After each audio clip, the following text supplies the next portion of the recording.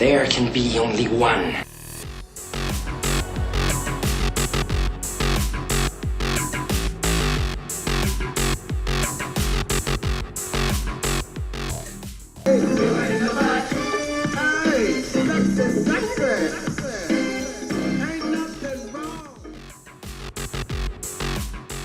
Go, Trig boy. It's your birthday.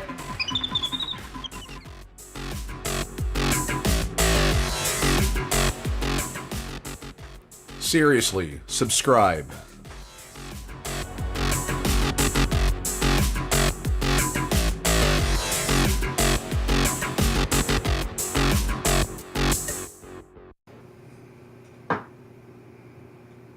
That's it? Darn, I thought I had more to it. Why is it not doing it? That's weird. Well, I'm live now. Let's see. What am I? Oh, here we go.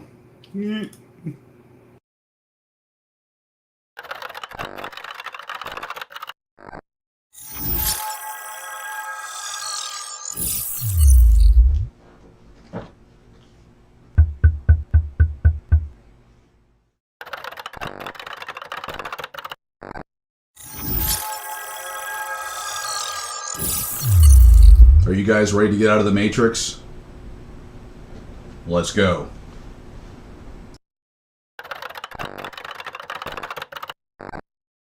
I did not have sexual relations with that woman. Is one of multiple locations that have been burning in Kenosha, Wisconsin. The Texas court system works, and I trust the Texas court system will work in this case.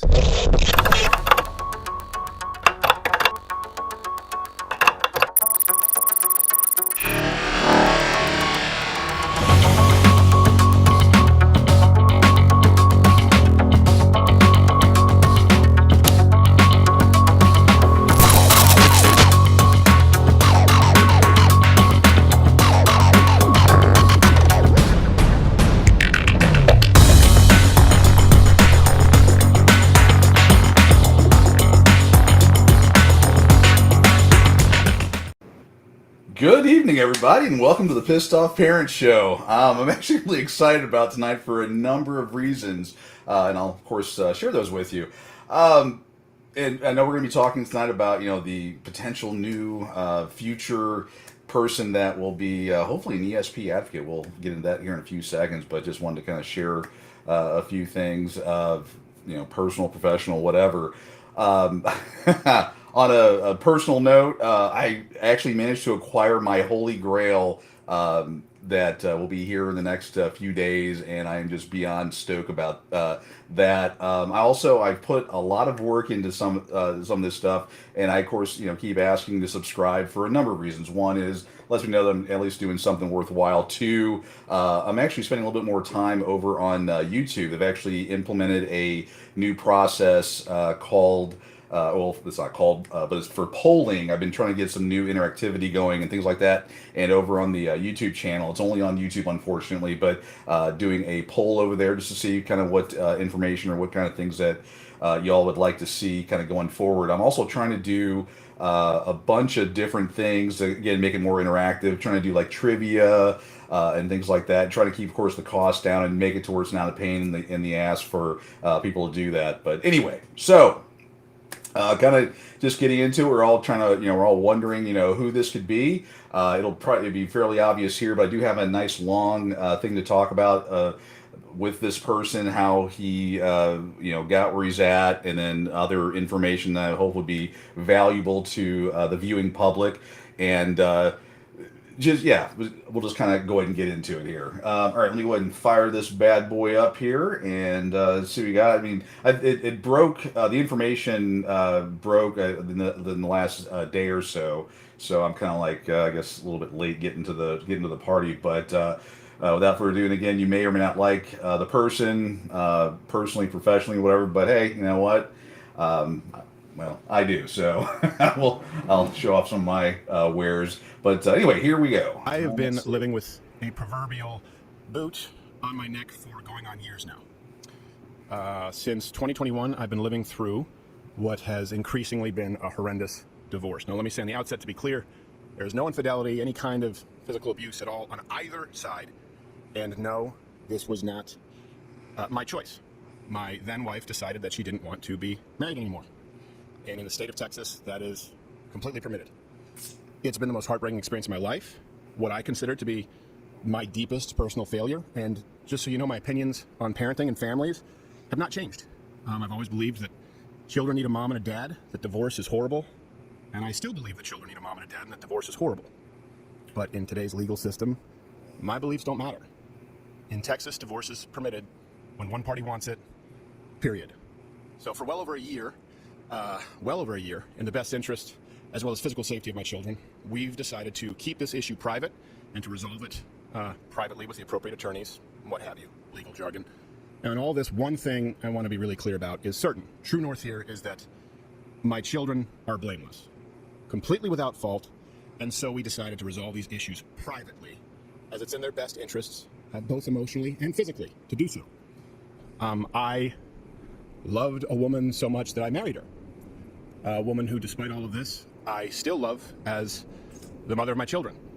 And she wanted something else for her life. That's not my choice. She simply wanted out, and the law says that that's how it works. Now, of course, look, I get it. There are multiple sides to every story, but one thing that is undeniable in this case is that it's no one's fault but my own in that I picked wrong, and that's certainly not the fault of my children. I'll be handling this through the proper legal avenues and channels available as a matter of record in which I have more than full confidence. Okay, so again, the big reveal here about who I think is going to be the next guy that's in the equal shared parenting community that might actually do something. And just before anyone thinks I don't like the guy or whatever, I'm actually a mug clubber. So for anyone that knows the whole Louder with Crowder thing, he's got a mug club group, one of which I'm a member. I do enjoy his commentary. I think it's safe to say that I lean to the right quite a bit. I don't know if my camera's going to do it in the right direction, but I lean to the right big time. And again, I like his brand of humor.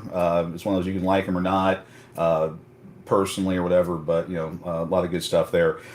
But in the minutes, in the minute and a half here that he spoke, he's come out public now, and I believe I cut out a section of it of a much longer video with some other shenanigans that are going on that not really important to the video at all, but again, talking to that he is going through a divorce. There's a couple things here later in some of the fun stuff that I have that I do want to point out and talk about, along with some data. Again, it's the Pissed Off Parent Show, so you're going to get some comedy, some shenanigans, and some data, and hopefully you can learn a thing or two from it and enjoy this time.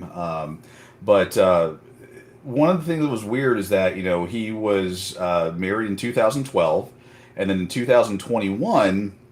That's when the divorce proceedings started, and there's some other fun stuff with that as well. But so really not married a whole heck of a lot of time. I mean, we're talking not even a decade, just 9 years, and then the wife, for whatever reason, which we'll I think talk about here in a bit, decided that it wasn't for her, and and as he talked about, he is not laying fault anywhere. He's wanting the best interests of his children. Sounds like he's definitely spoke with his attorneys. Got that jargon going, and the part that I'm like, and we'll talk about this in a little bit, is that he's got full faith in the Texas and across the country, across the world, but has faith in the judicial system.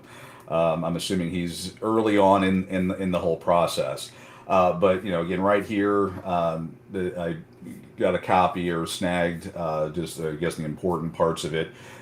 Just that it's in Denton County, Texas, where the divorce is occurring. And it looks like it's been ongoing for, it sounds like a period of time here. So I can only imagine how much it's costing. But things I wanted to point out now, to give you, I guess, a Reader's Digest view of Steven Crowder, I would argue that he has, the morals and values, conservative values, and then I'll actually even talk to some of that. And whenever he has talked about marriage, children, of course, he's had a very high view of it, but where he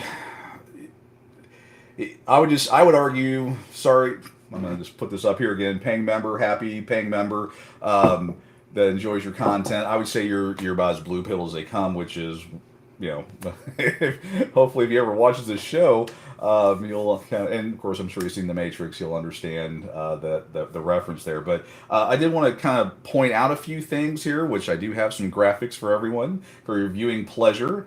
And I want to talk to each one of them here. So we'll go ahead and dive into that and see what we got. And again, any comments or whatever, please be sure to share those. I'll mention again on the YouTube channel. It's only on YouTube right now, but there should be a poll there trying to get some information on what people would like to see. Again, trying to make this as edutainment as possible. But yeah, go ahead and put your comments order. It is for subscribers only. Again, I'm trying to get the subscriber count up simply because I want to get numbers so I can continue to fight for people.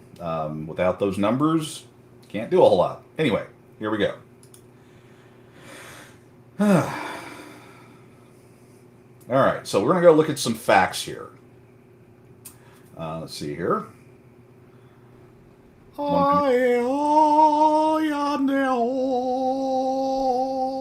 Both religious. Hang on, baby Jesus, this is gonna get bumpy. Both conservative.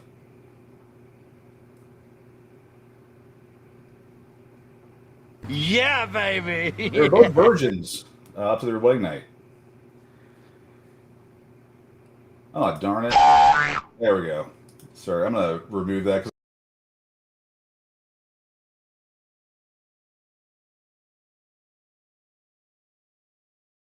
My voice, darn it. Okay, darn it. I was not, when I was making these videos, I totally forgot that I was going to be occupying that spot there. But let's go ahead and talk to these, and the joke didn't go as well as I'd hoped. So here's the facts about Steven Crowder and his ex-wife. One, they're both religious, and again, we're going to unpack these things a little bit more as the show goes on, and I'm going to provide some data that's going to talk to these different things. But one, they're both religious, both conservative. They were both virgins. My understanding, actually, what he stated is they were both virgins up until their wedding night when they, consummated their marriage. And then he's, again, not personal knowledge, but we've confirmed that he's got 2 of the 3 sixes, and we're going to talk about that to a degree as well. Should be common knowledge that women are looking for men that have the 3 sixes. That would be they make 6 figure. I'm sorry, did I say 3 sixes? Yeah, the 3 sixes. They're over 6 foot. Steven Crowder is like 6'4", I think. So he is definitely over 6 foot. So meets that requirement. The second requirement is that he earns 6 figures. And it's safe to say that he makes above that 6-figure number. And then the third 6, I have no idea. We're going to, who knows? Above 6 inches. So it's above 6 inches. So that is kind of what we have. This is this guy here that had all these things hit. We'll assume 2 of the 3 sixes. We'll leave number 3 out there for everyone's imagination, and and still not good enough is, I guess, what I'm getting at. All right, so let's continue on here. Put a lot of time into that boing thing.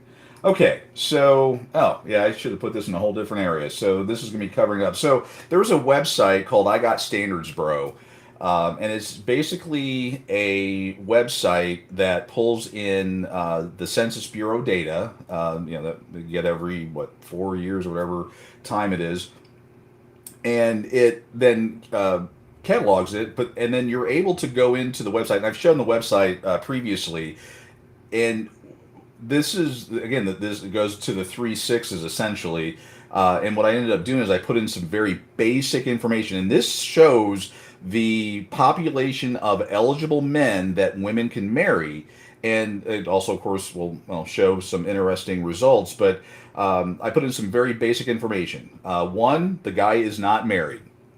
That, to me, it's funny, it's on a dating kind of site, but one of the options in there is that you can include or exclude if they're married or not. I think that's just bonkers, but here we are in 2023.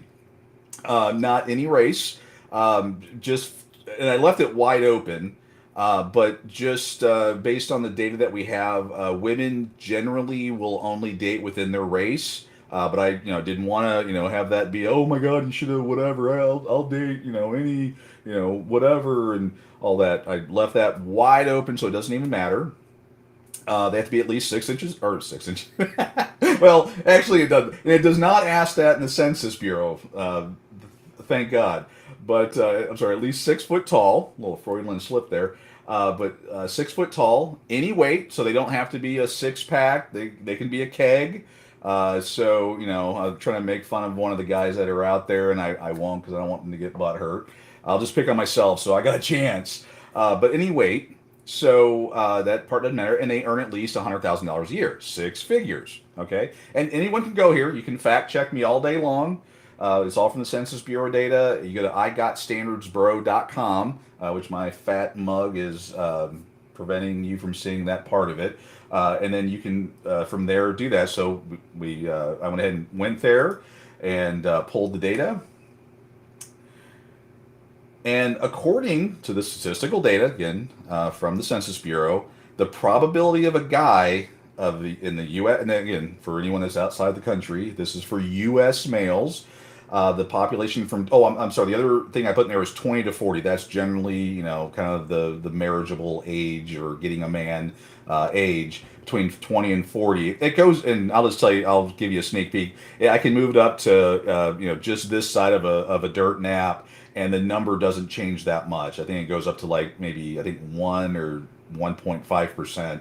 But the number of eligible men in the United States that meet this basic criteria is 0.66%. And I'm just going to say, Steven Crowder wasn't good enough when you look at that. This is what women are looking for. And this is, again, their information as well. They're saying this is the things I look for in a guy. And that's the thing that always rises to the surface, the three sixes. I think number 4 is like a 6-pack. If they have that in there, they don't really care about that as long as the 6 figures. Actually, now some are wanting 7 figures, but whole different topic there. But just for everyone's knowledge or whatever, 0.66% of the men in the United States meet this basic criteria. And again, not really a spoiler alert, but if I were to change it to any age whatsoever, this side of a dirt nap, it goes up to if it's anything over, I think I looked at it, was like 1.5 or 2% in there. If it's over 3%, I'll eat crow. It's nowhere close to that. So yeah, again, what women are looking for as far as the things that they look for in a man is most. 0.66% of the population meets that. It's just it's ridiculous. So we have that. So why did this happen? I mean, Stephen talked to Mr. Crowder, talked to that he fell in love with this woman, and married her, but through the laws of Texas, no fault divorce. And I'm sure right now the Godfather somewhere is going because he loves to talk about no fault divorce and a lot of issues. His argument has a lot of merit to it, but no fault divorce is what Steven Crowder he had said in his statement that he does not want to have this divorce. It was done against his will, but in today's world. Since 1969, it doesn't matter unilaterally. There's a graph here that, again, on my website, YouTube channel, all over the place, all the information there. But since 1969, when then Governor Ronald Reagan passed no-fault divorce, which kicked a lot of this stuff off, any person, man or woman, and we'll talk about who files and why here in a bit, but anyone can file for divorce, and the other person, there's nothing they can do about it. They just have to go along for the ride, and then of course lose the cash and prizes. And what we see here on this graph, which again, it's Census Bureau data, is in 1969 when Governor Ronald Reagan passed no-fault divorce. Actually, I can't do a pointer on here, unfortunately. You'll see the arrow. That's when it passed. It just then skyrocketed. That was, again, from the data that I have, the combination of the no-fault divorce passing in California, as well as, of course, the changing, well, most of you probably weren't around in the 60s, and neither was I, but the changing morals and free sex, free love, free whatever, and just all that change. Those things changed everybody and just kicked off the divorce revolution, the Mary Tyler Moore revolution. I didn't include the graphic, but just of interesting note is when you look at welfare recipients and you put them side by side. And actually, on the one of the my more popular videos, I do actually do the comparison. But if you look at this line and you look at the dependence on the government via welfare and food stamps and everything, they parallel as they go up. I mean, it's one of those uncanny situations, but no fault divorce, is just, again, a horrible thing. And then we see, what kicked it off, why we're at where we're at today. And you'll probably also, if you read your history books, you'll notice a number of bad things also happen through that. And we've got now, 2, 3, whatever generations of kids that have grown up in this environment. And hey, look where we're at today. We think we can meow and be called a cat.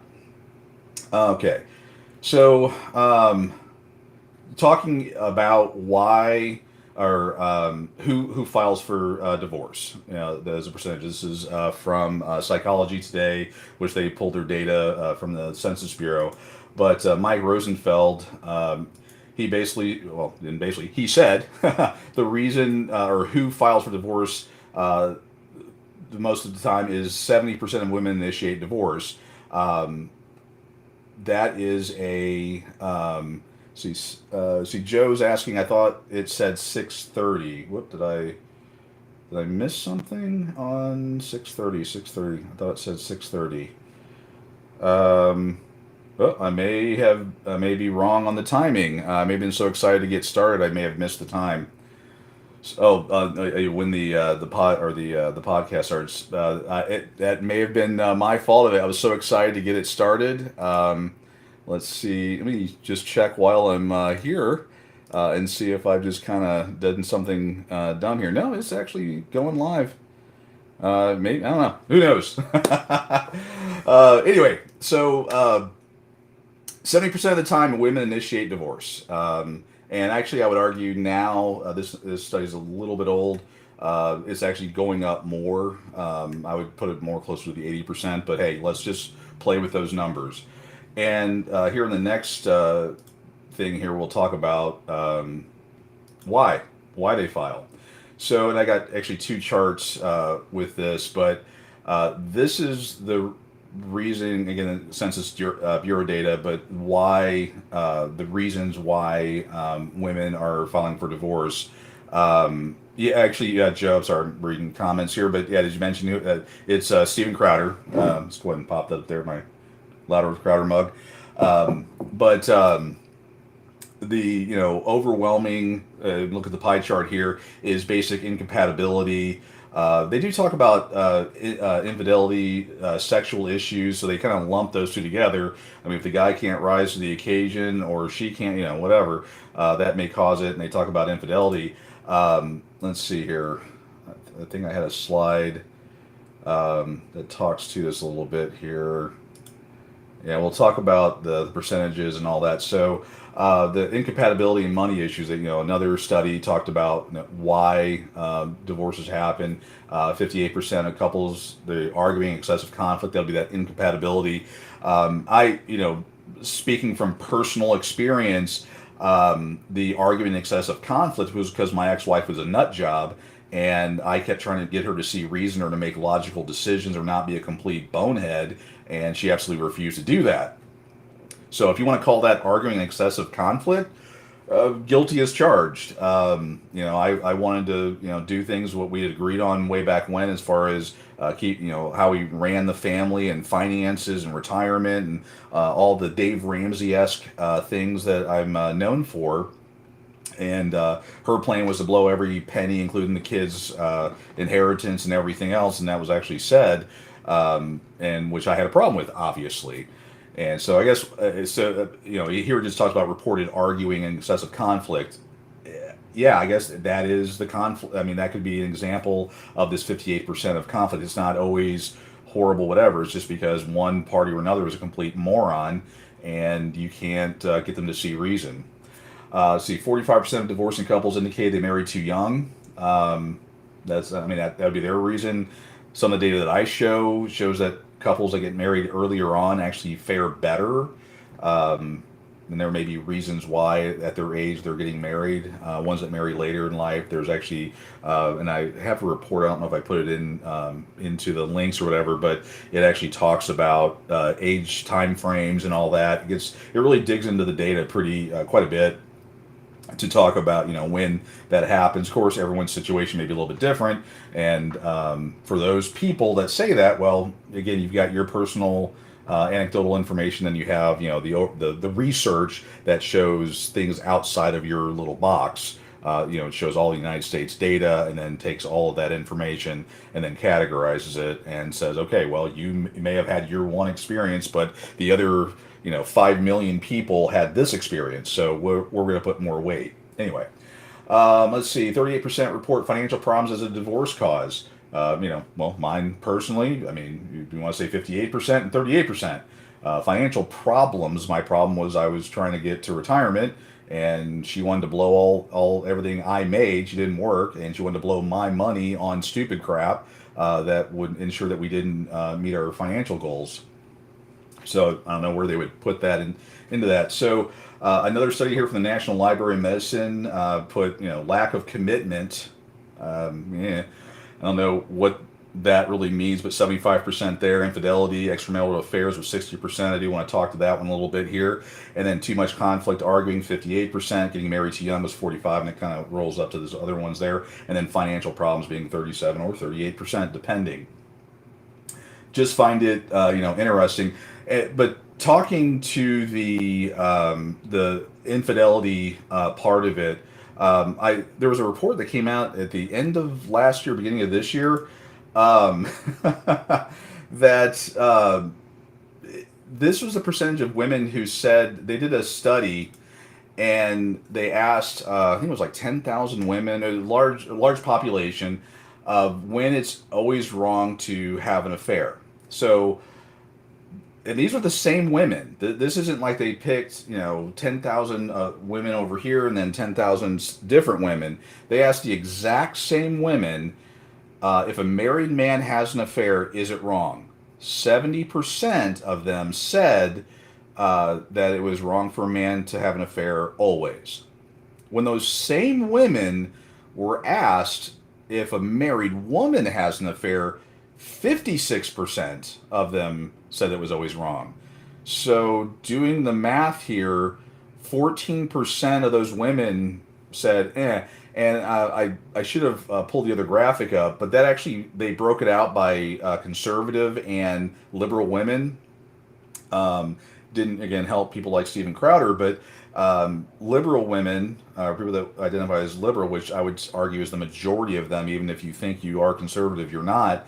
But majority of liberal women were the ones that actually brought that number. The conservative women that identify themselves or identify as conservative, they actually kept that number up decently.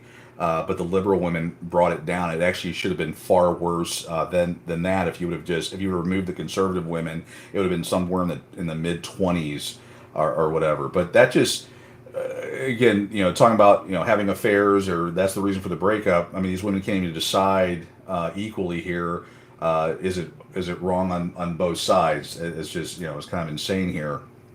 And a little funny thing with what's her name here, rules for thee, not for thee.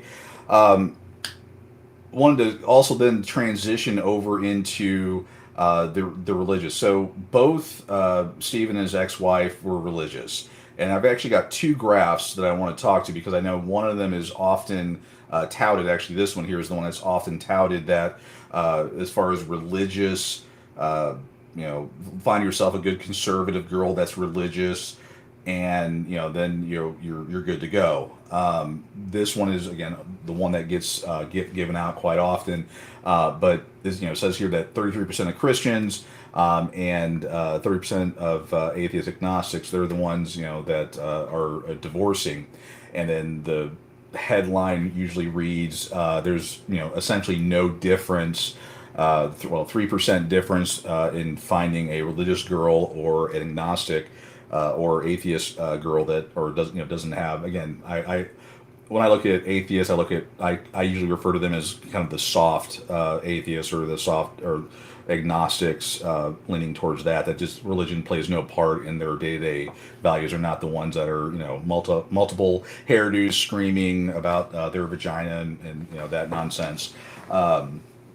But this is the one that is normally put out there to say, hey, there's virtually no difference. Let me advance this just a little bit more here, and you can see the numbers are skewed a little bit, as you can see here. It doesn't make a huge difference. I mean, it bumps up another 3%. So when you take into account and do the math on it and with the stats, as from a Christian versus non-Christian perspective, 84% of Christians will get married, whereas only 65% of atheist agnostics will get married in the first place. So when you take that information into account, that then changes those numbers to a 40 to 46%. So before it was 3%, now it's 6%. It's one of those, at the end of the day, half dozen one or the other. There's a 6% difference if you find a girl and marry her and hope to have a long relationship with her. But finding a Christian that's in church every Sunday and being able to stay married, again, 6%, not something to count on. And one of the things I would tell boys to men that these are all the things that you're either told that you think are reasons to the girl to find, and she's got these things, then I'm good to go. It's simply not true. There is no barometer at all for that. And again, Crowder's they were again both very religious, very conservative, all those different things that you would think would give them a solid relationship.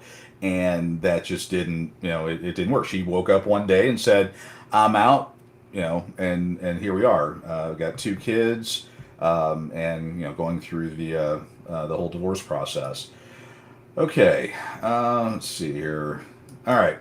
So moving down to the kind of the next part here, and I probably need to have like another list here. And be sure to go out there and do the poll. I want to see, these efforts are worth anything. Put a lot of time into this.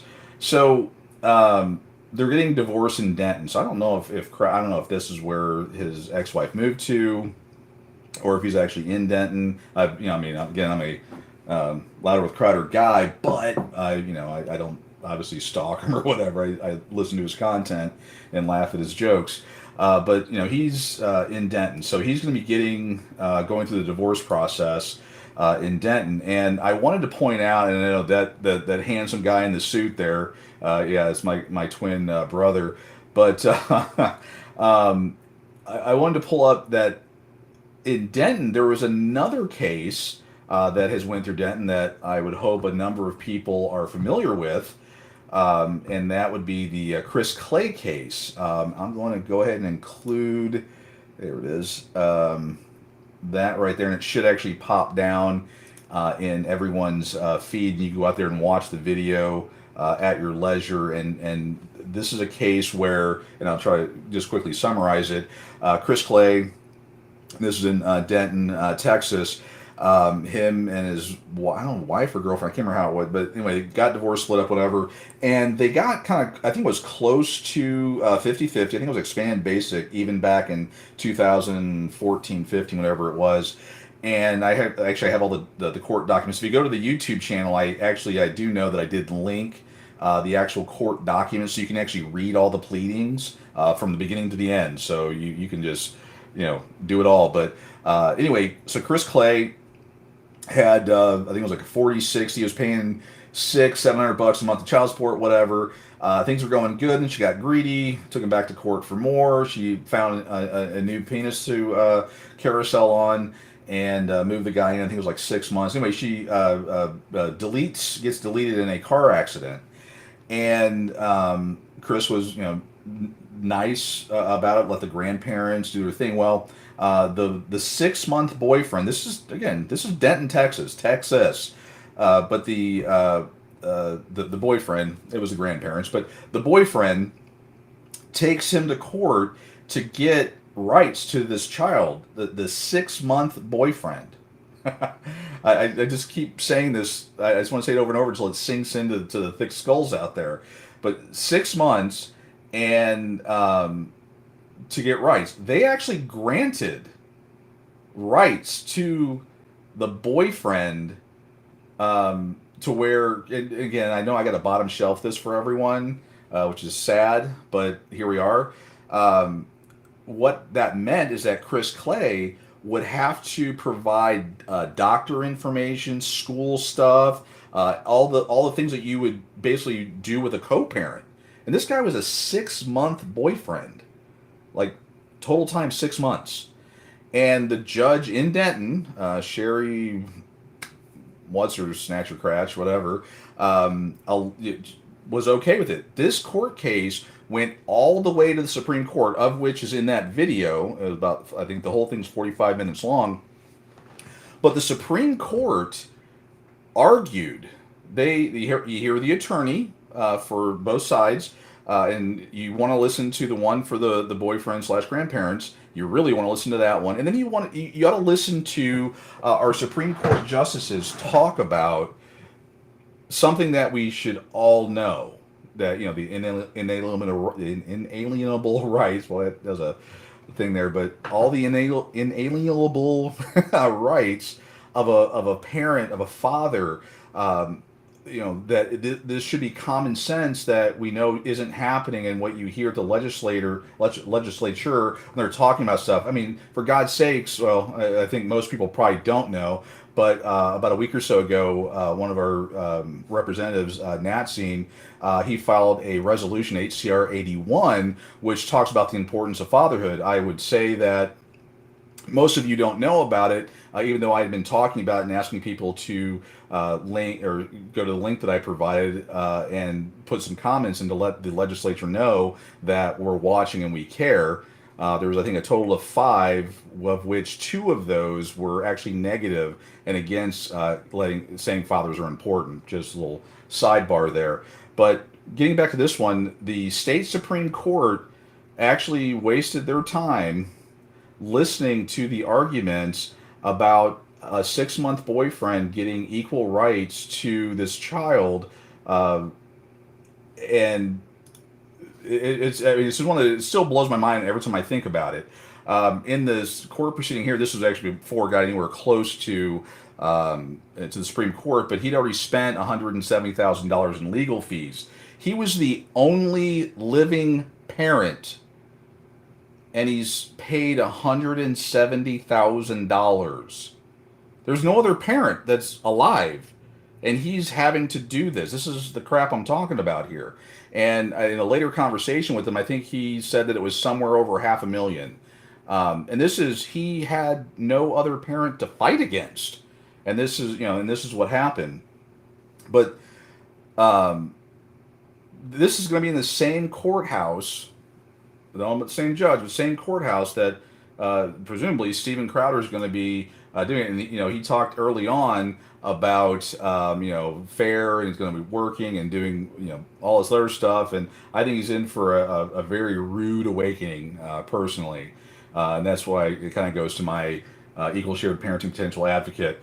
These are some other little fun little tidbits here. 94% of all custodial parents are not custodial parents. Since we get down to the time of him being able to spend time, I went and took the liberty of going to Pissed Off Parent for everyone and pulling up the numbers for the cases, who has custody. Oh, actually, in Denton, they're very progressive. Only 92% of the females have primary custody in Denton. whereas the state is at 94% and nationally is 93%. So maybe Denton is going to be the litmus test. I guess if both parents are still alive, I'm guessing. I don't know, but that's what he has to look forward to.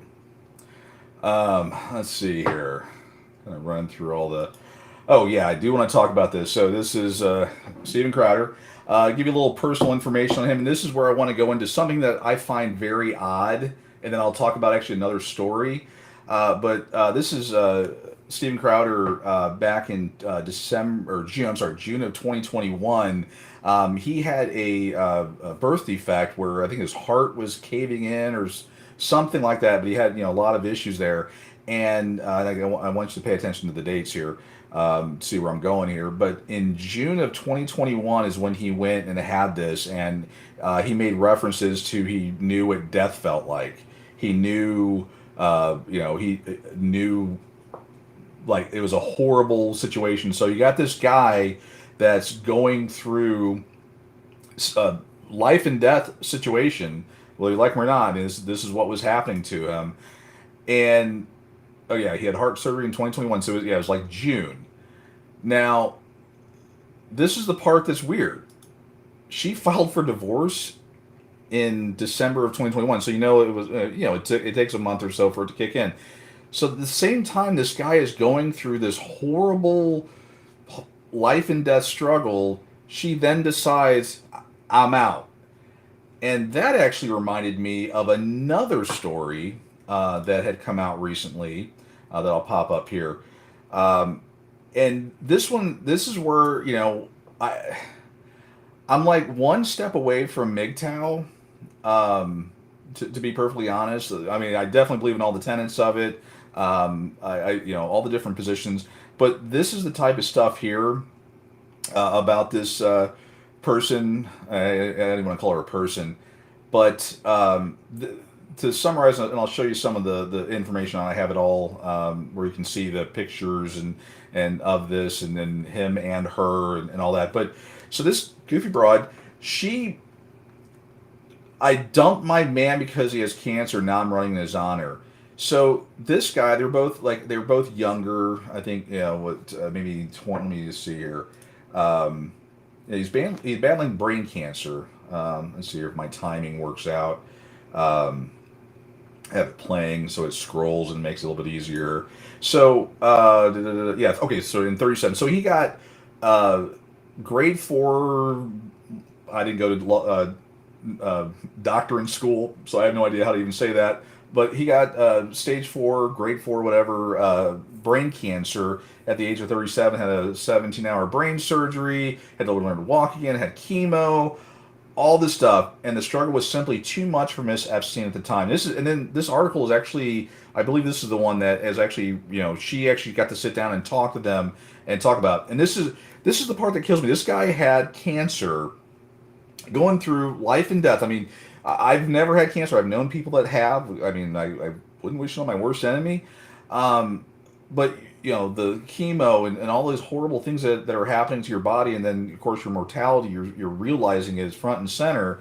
And this broad spends her time talking about herself, like it's all about me. And that's one of the things I just cannot stand about the narcissists that are out there in this world. This is the stuff that just pisses me off. But anyway, she says here, I felt like the most awful person leaving somebody because they have cancer, but it was damaging my mental health and it wasn't helping Jell, who's, I think, him. So she's making it all about her. And it's like, okay, so, and this is the part where I go, unless you're a complete narcissist, clinically diagnosed and all that, or a sociopath, that you have that inner whatever that tells you you're a piece of garbage. Now, obviously, there for some reason a lot of these people are able to overcome this, as she was able to.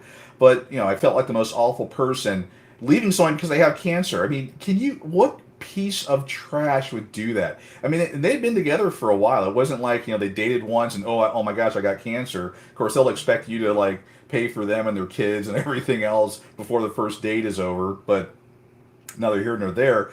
But she actually does this.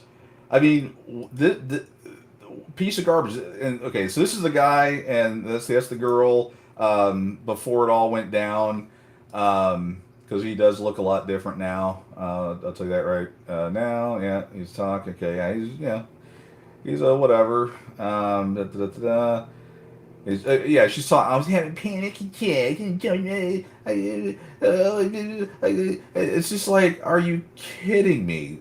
Oh, I mean, just reading this just absolutely disgusts me. And it's like, guys, don't depend on anybody. I mean, there, was it Eddie Murphy or Chris Rock that jokes about, or in one of their specials, that um, when a man loses his job or falls ill or something like that, that is the timers. I can't remember the joke at all, but the timer starts at that very moment before they dip and go on to greener pastures to find the next monkey branch to swing to.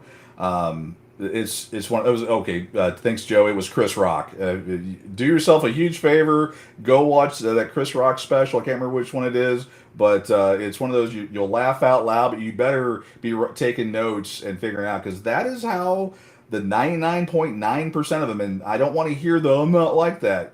Nah, don't even. We're not buying this shit anymore. All right, so this is the guy now. This is what happened to him. So they had to go into the back of his skull, do all of his stuff here. Obviously had kind of a stroke and some other stuff, and obviously a shaved head from the chemo, I'm sure. And then, of course, the brain surgery and all that. But, I mean, I just look at it like, what are going to be his now? He's like, I guess, in his late 30s now. What are going to be his, dating prospects, or trying to find? I mean, he wasn't that. He was an okay looking guy, I guess, before. This isn't definitely helping him. I mean, left him in a lurch because she just couldn't handle it. I mean, what about, what's that song, "Stand by Your Man" or something? It's just crazy nonsense. And then nothing. I mean, a 3 on a good day. If I take my glasses off and I'm blind. And then she's talking about, and then what the article. The article here is talking about. All the things that she did. I did it in his honor, not for, actually. I should have pulled back. It's not even for him. It's in his honor for brain cancer. It's not even, hey, I gel whatever the guy's name is. But I don't know. It's just crazy stuff. But kind of pulling all back around. Have actually hopefully a few more funny bits here. But my hope is that. Well, I don't say my hope, because I just don't want it to happen to anybody, but is that Steve Crowder here, after he goes through this, comes out the other side, if it was a good or bad experience, I'm hoping that, he reaches out to other, sees that it is a true issue in Texas and puts his media and stuff, behind him. And I'm just kind of hoping that. Couldn't time that one right. There we go. I'm really hoping that, and I kind of had a dream about it. Let me kind of show you here what I was dreaming about. I was able to record it here. Hold on.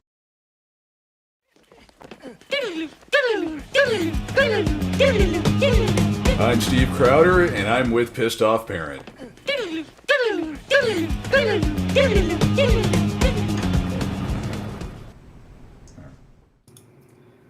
All right. So again, that was kind of the latter part of the day, and I had to rush that part of it. Well, guys, I mean, that's pretty much all I have. Actually, I've kind of finished this part here. Go out there and subscribe. Actually, I got a poll out there. I'm leaving it all on the table for y'all here. I've been doing a lot of stuff, spending a lot of time and effort trying to entertain, educate, do all kinds of stuff at personal expense and time and everything. And I just kind of want to know that it's worth something. And again, I'm going to take this information and from there go continue fighting for you. So it's.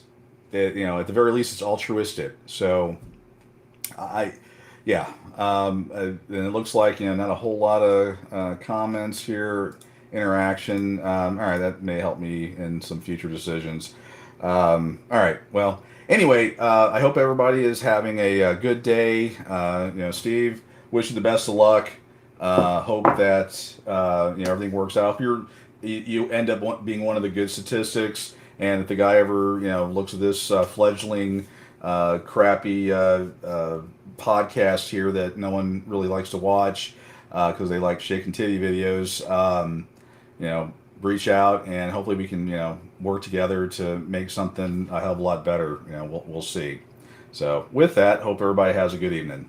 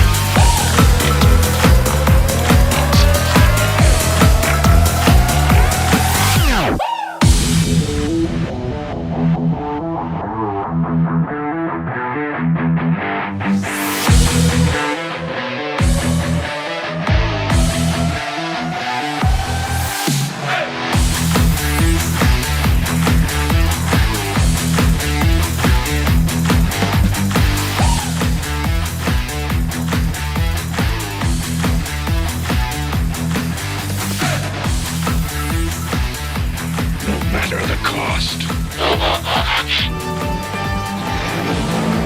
You got the touch. You got the power.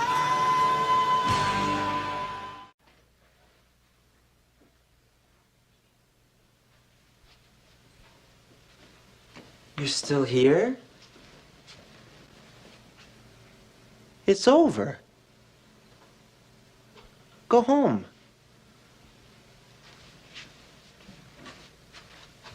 Go.